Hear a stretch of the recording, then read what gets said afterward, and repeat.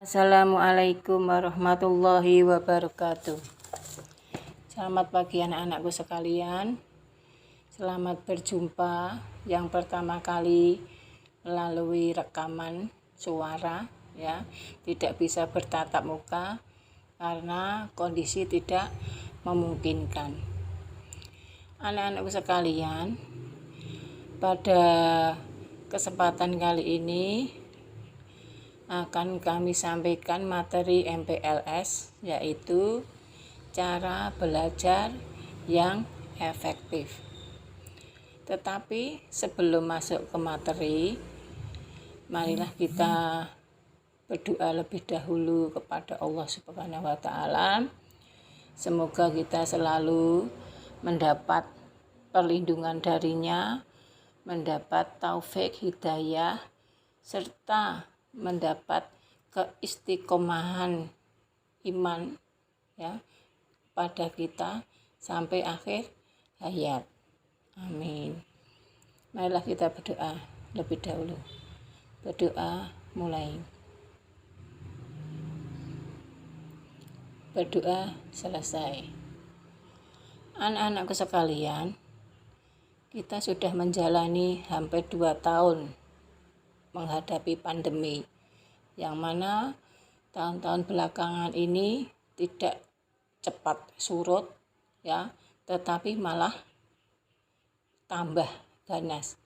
Maka dari itu, marilah kita selalu mematuhi apa yang dicanangkan oleh pemerintah dengan 5M ya. Kita patuhi protokol kesehatan, pakai masker ya, jangan sampai kamu abaikan. Waktu keluar rumah itu harus ya, kalau bisa itu maskernya double ya. Yang kedua, mencuci tangan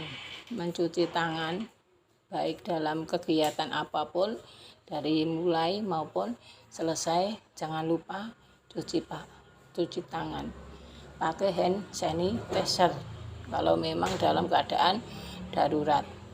Jangan berkumpul kalau memang tidak diperlukan ya.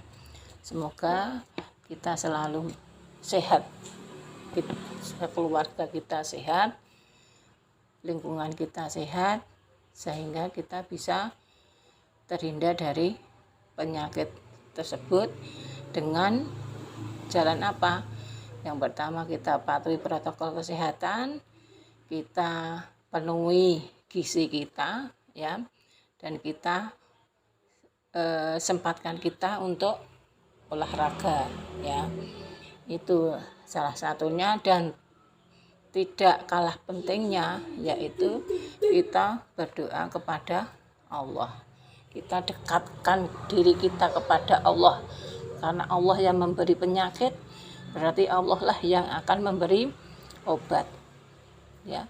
Jangan malah menjauh ya, karena Allah itu penguasa bumi langit seisinya. Jangan sampai kita menjauh dari Allah.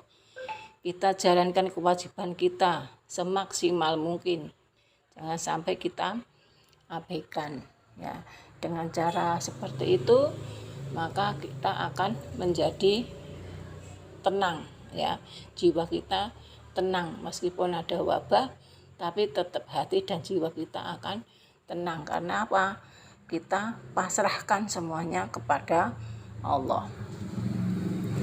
Anak-anakku sekalian, materi MPLS kali ini adalah cara belajar yang efektif ya. Sebelum nanti kita berikan tip-tipnya bagaimana cara belajar efektif, kita bahas dulu tentang apa itu belajar yang efektif.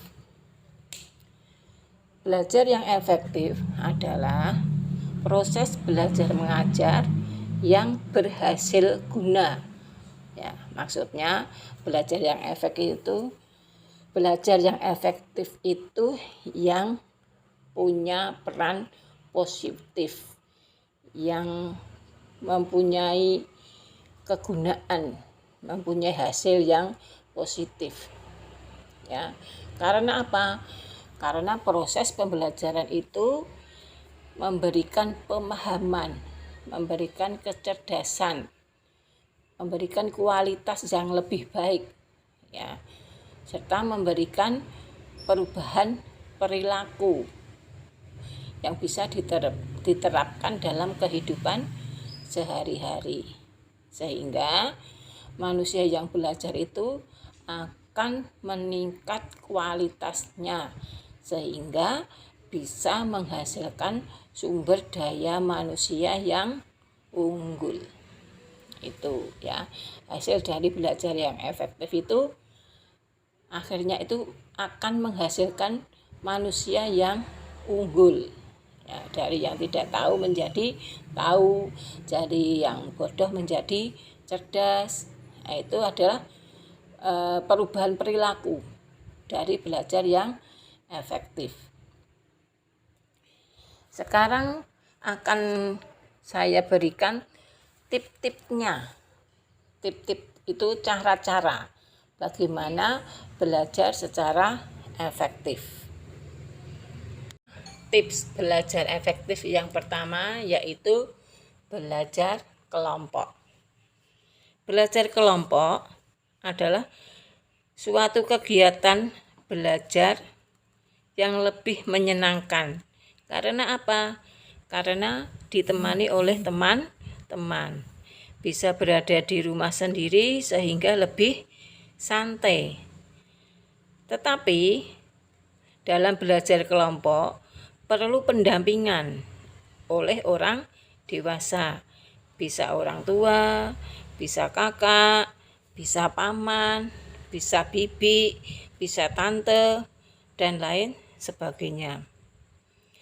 Belajar kelompok ada baiknya mengajak teman yang lebih pandai dan lebih rajin. Agar apa? Agar yang tidak pandai jadi ketularan pintar, ya.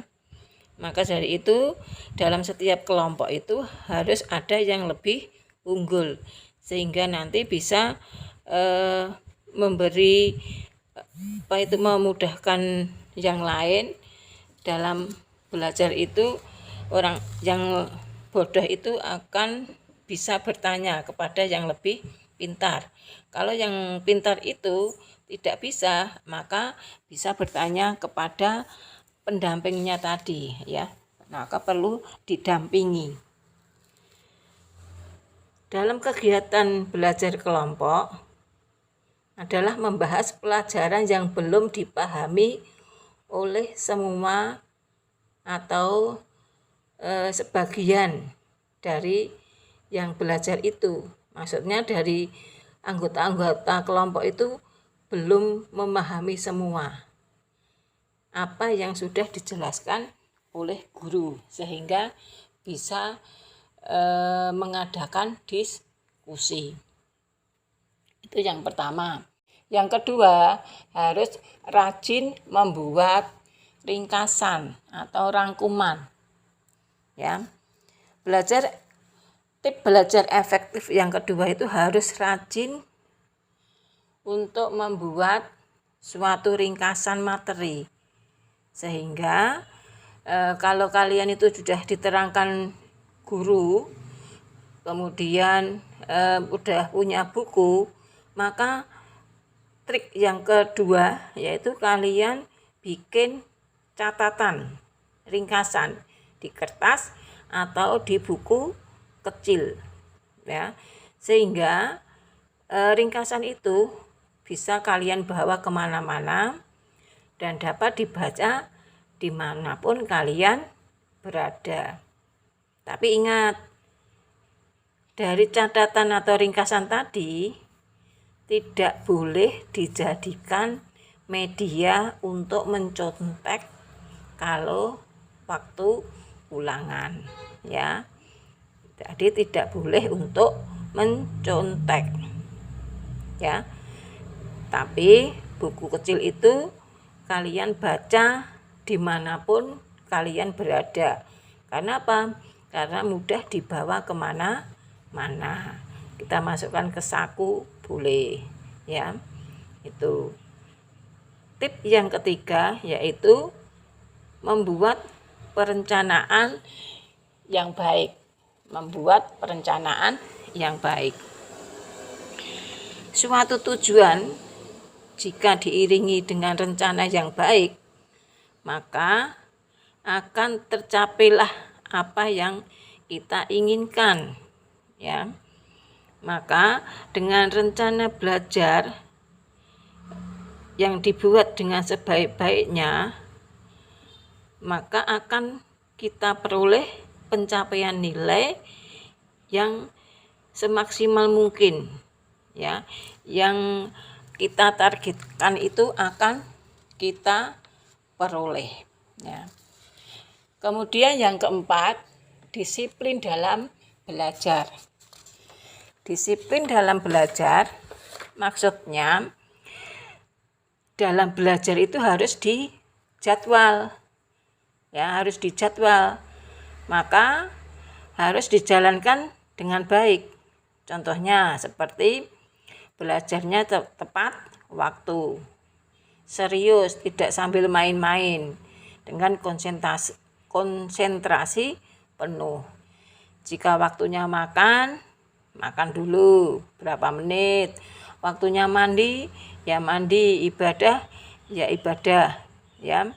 Jangan ditunda-tunda. Kalau masih ada sisa waktu, lanjutkan untuk belajar, ya, sampai waktu belajarnya selesai. Untuk bermain game, bagaimana?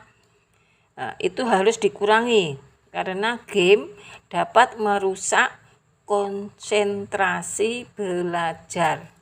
Nah, kalau game-game yang tidak ada manfaatnya itu harus dihindari. Boleh main game, tetapi apa? Cari game yang mendidik.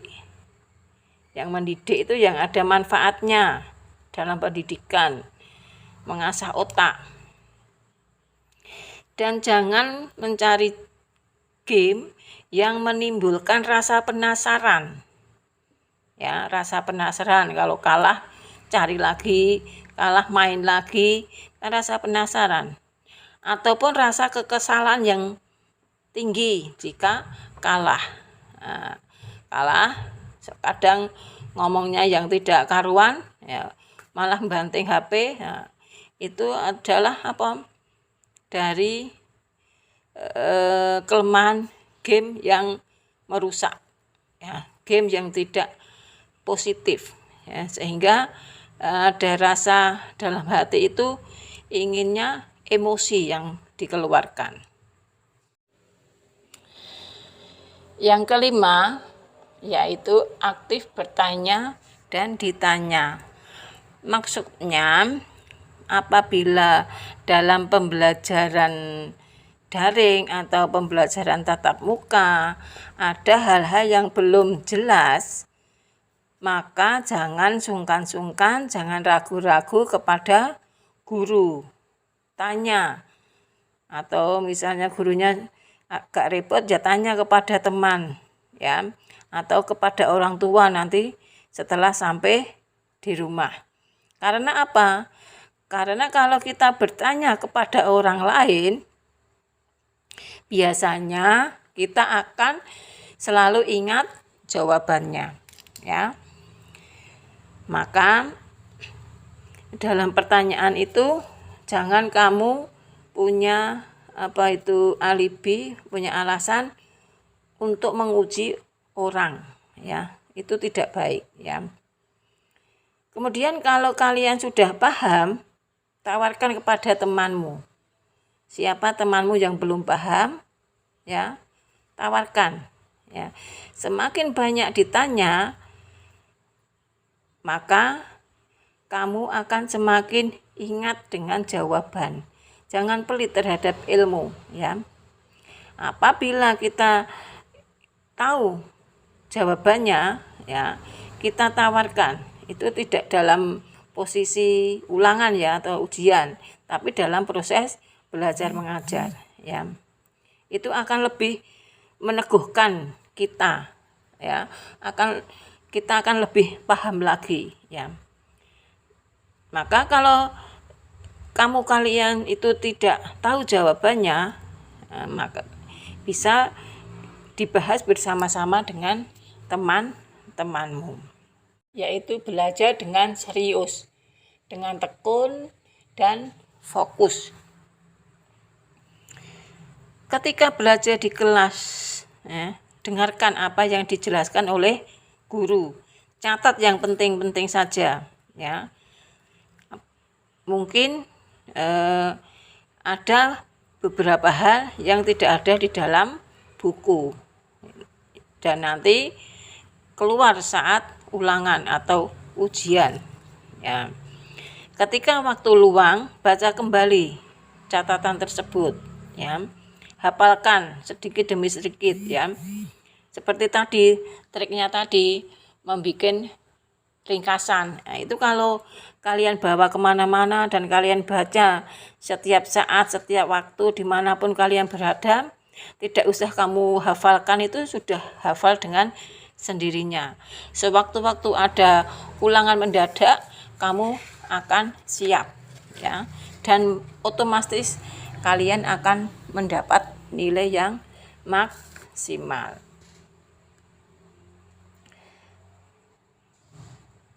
Tapi sekarang banyak anak-anak karena memang sudah selalu dimanja orang tua atau karena sudah terlalu enak, mungkin mereka itu tidak mau yang namanya rekoso ya, sulit itu enggak mau dia jalani ya.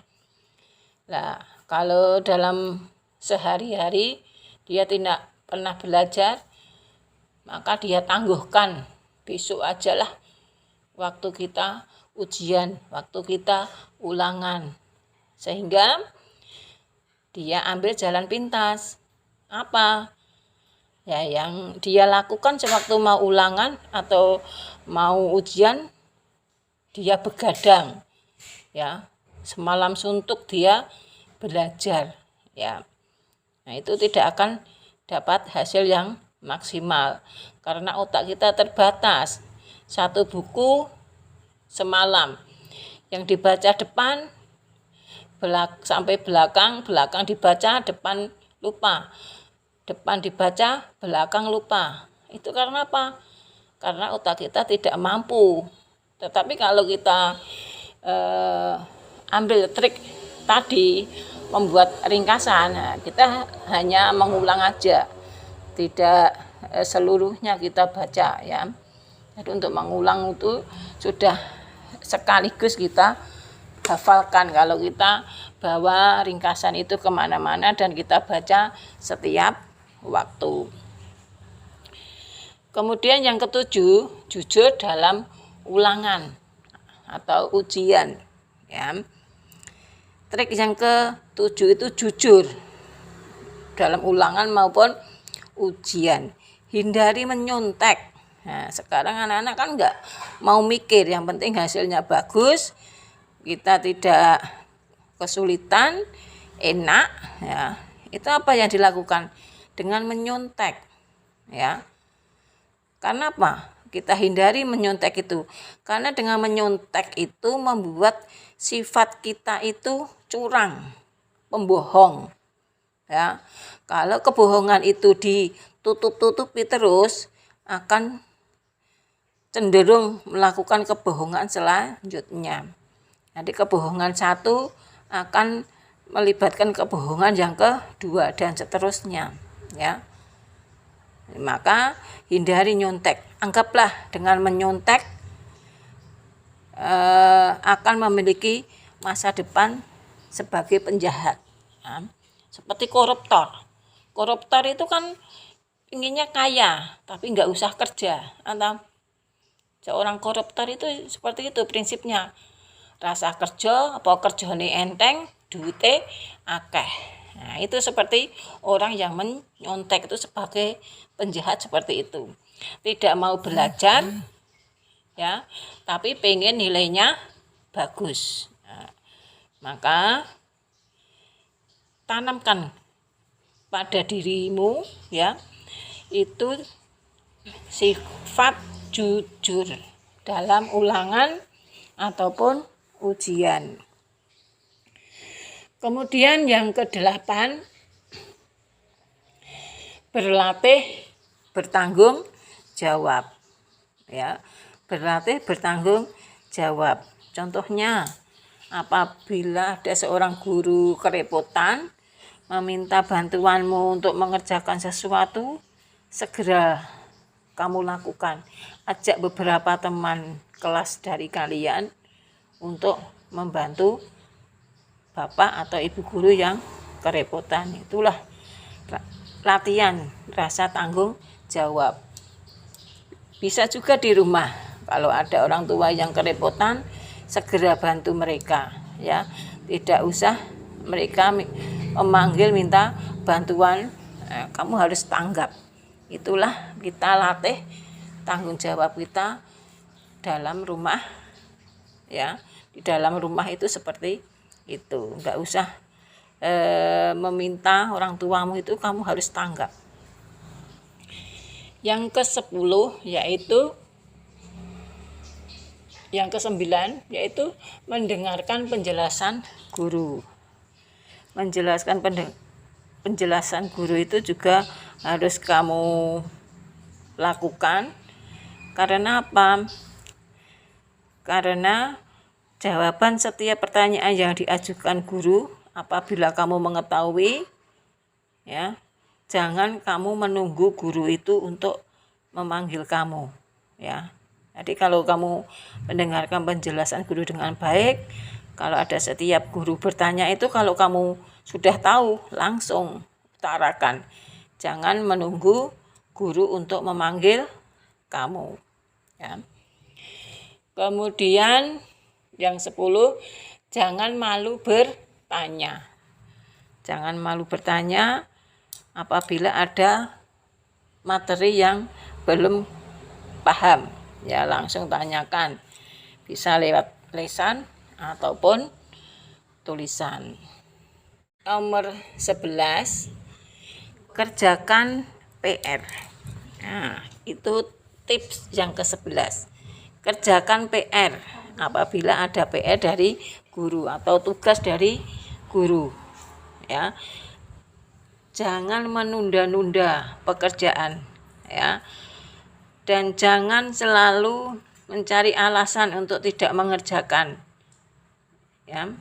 Dengan alasan lupalah, dengan alasan sibuklah membantu orang tua, yang otomatisnya kamu menunda-nunda untuk mengerjakan PR, ya. Itu yang ke-11. Yang nomor 12, mengulang pelajaran yang diajarkan oleh guru. Nah, apabila kita melakukan pembelajaran tatap muka, ya, sepulang dari sekolah, itu kalian setelah selesai istirahat atau makan siang atau bermain sebentar, itu dibuka bukunya, ya. Dibuka bukumu itu, dibaca-baca, ya, apa yang diberikan guru di sekolah. Sama waktu daring, ya. Daring itu kalau nanti ada bapak ibu guru memberi materi, itu kamu ringkas, ya, kamu ringkas, ataupun misalnya materinya di buku PR, ya, kamu garis bawahi. Kalau ada pertanyaan atau soal-soal, segera kamu kerjakan, ya. Itu cara kamu bisa tahu kemampuan kalian, ya. Kemudian yang ke-13, banyak berlatih, ya. Banyak berlatih. Yang utama adalah pelajaran yang kurang kamu sukai. Kurang kamu sukai apa ya kira-kira? Misalnya matematika atau bahasa Inggris. Nah, itu kan pelajaran yang membosankan kalau orang itu enggak mau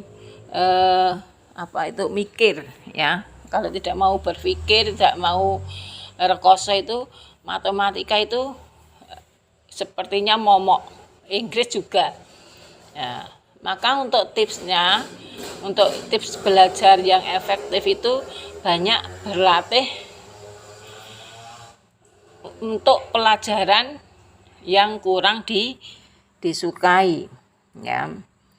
Apabila kamu tidak menyenangi suatu pelajaran, ya seperti yang saya katakan tadi, seperti matematika, itu kalian akan bisa menguasai pelajaran matematika itu apabila kamu banyak berlatih, ya, ngikut kursus atau belajar kelompok, sehingga apa yang kurang kamu pahami dengan belajar kelompok itu bisa didiskusikan, ya.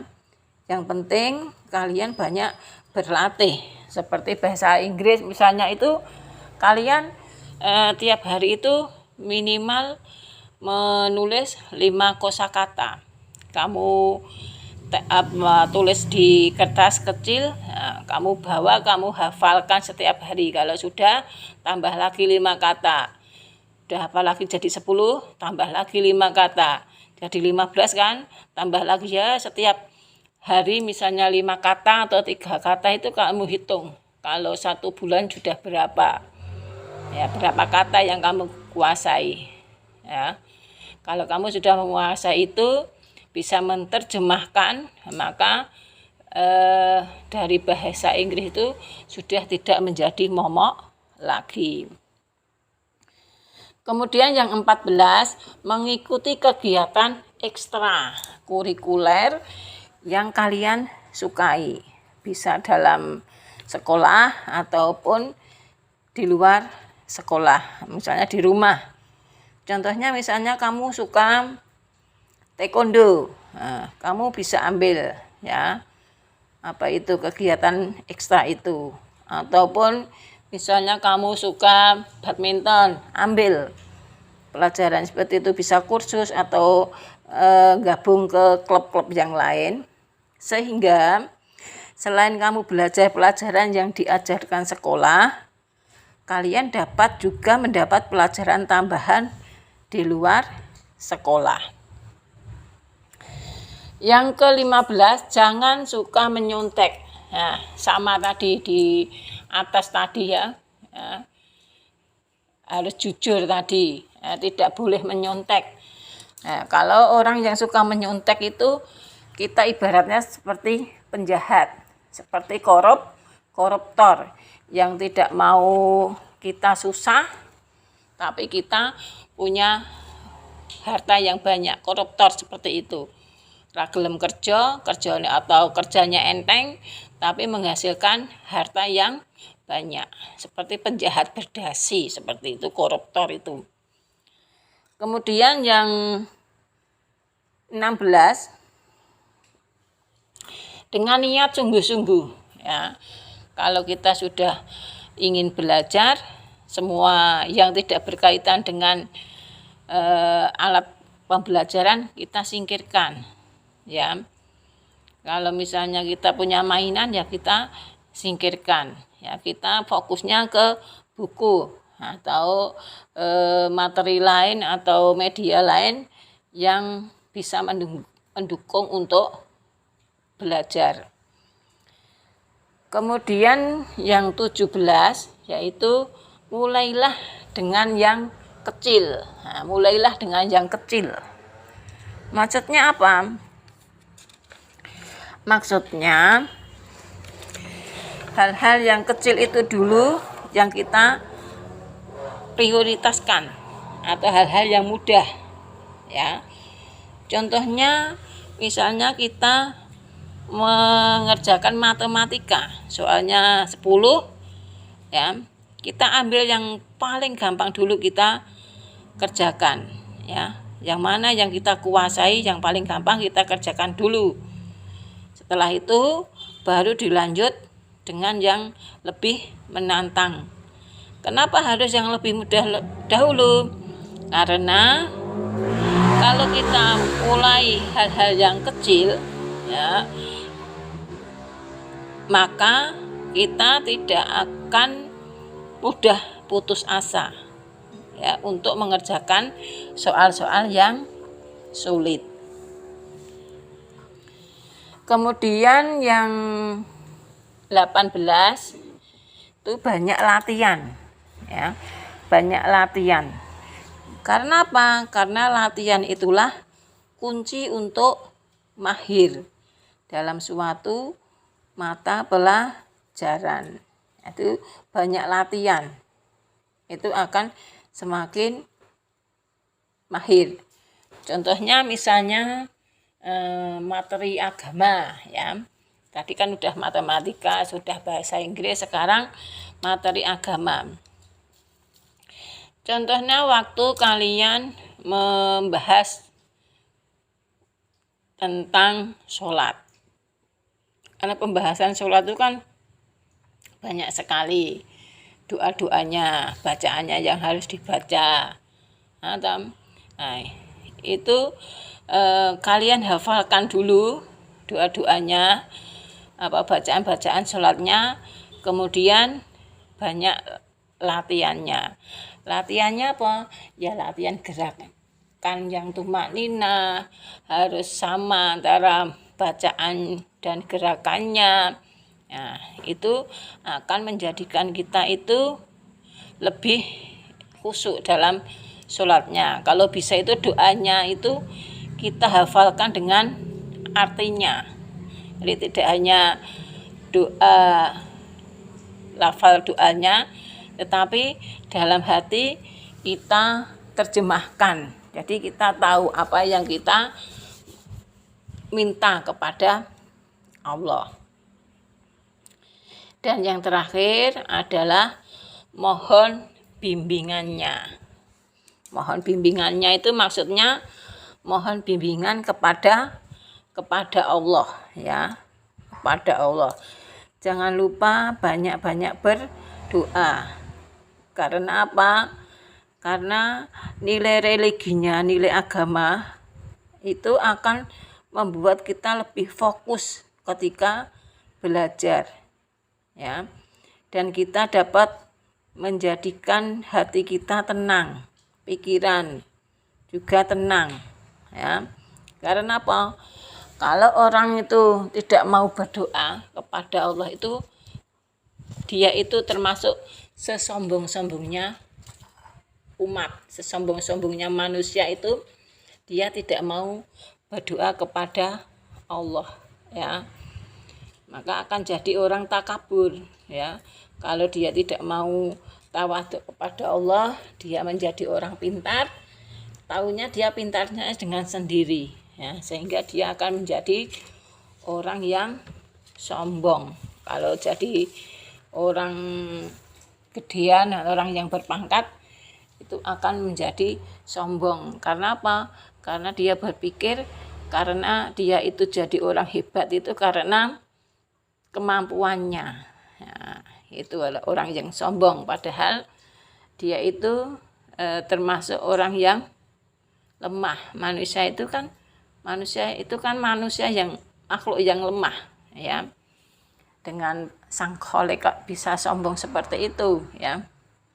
Maka kalau dia ada kesombongan seperti itu, bisa saja Allah itu akan mengambil sedikit ilmunya, maka dia tidak akan jadi orang seperti itu. Anak-anakku sekalian, ya, ini ada kesempatan kalian bertanya. Saya kasih waktu untuk bertanya. Nah, apa yang belum kalian pahami, nanti kalian bisa japri lewat WA ataupun dengan rekaman suara ya, langsung dikasihkan ke WA grup, bisa japri kepada guru, bapak guru juga bisa. Untuk itu, karena waktunya sudah habis, kita akhiri sekian dulu. Jangan lupa jaga kesehatan, makan yang bergizi ya, jangan neko-neko makanannya ya, Yang penting sayur buah itu dulu agar imun kita tetap terjaga ya. Dan jangan lupa sholat lima waktu ya. Dengan kita tawadhu kepada Allah, insya Allah kita akan diberi kemudahan dalam segala hal. Dan semoga dengan tawadhu kita, pandemi yang kita terima sekarang ini segera diangkat oleh Allah dan kita bisa hidup secara normal kembali. Kita akhiri dulu. Assalamualaikum warahmatullahi wabarakatuh.